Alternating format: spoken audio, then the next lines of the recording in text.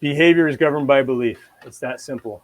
Okay, to the point I just made, what comes to mind is the old joke about the guy hitting his head against the wall, and his friend comes in and he's like, "What the heck are you doing?" He's like, "I'm hitting my head against the wall." He's like, "Okay, well, why?"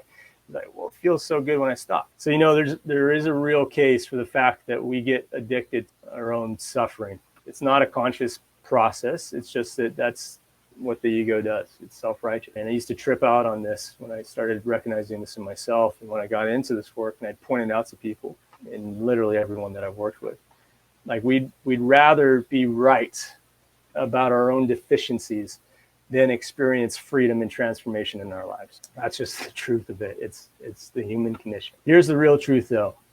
Any story you're telling yourself, not having enough time, not having the discipline, not having what it takes, not having good genetics, your upbringing was messed up, so you're always going to be messed up. Your history of failing in the past, right? Your prevailing self-talk, your feelings even.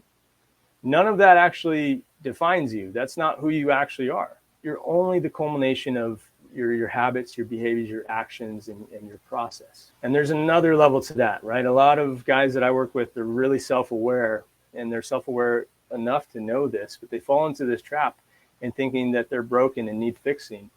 And really, to win that game, it's just really an invitation for self-acceptance and compassion and taking action from that lens. What I've seen follows every single time is more of a surrendered action.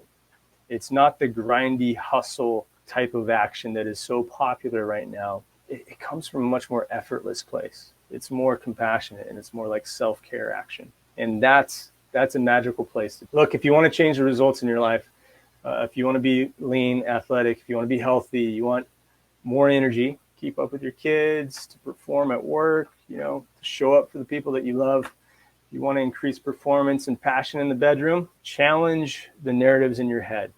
Challenge faulty thinking based on fiction and stories. Done.